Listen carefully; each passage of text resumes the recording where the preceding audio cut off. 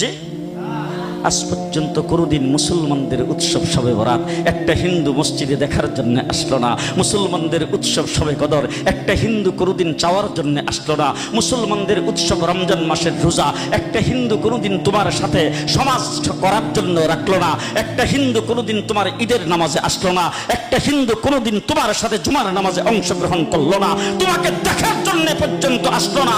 তার কারণ হলো হিন্দুরা মনে করে এটা মুসলমানের উৎসব, আর তুমি মুসলমান হইয়া হিন্দুর দুর্গা পূজায় কিভাবে গেলা? তোমার কি হয়ে গেল? তোমার কি লজ্জা শরম তুমি দয়ে ফেলে দিয়েছো? তোমার কি কোনো লজ্জা শরম নাই? তোমার কি কোনো লজ্জা শরম নাই? আবার কি সুন্দর বলতেছো ধর্ম যার যার উৎসব সবাই। হাই হাই হাই, ও মুসলমান যুবকেরা ভালো করে শোনো, ধর্ম যার যার উৎসব সবার, তাইলে বিয়া যার যার বউ তো সবার। জি, বিয়ে যার যার বউ সবার। পুষ্কুনি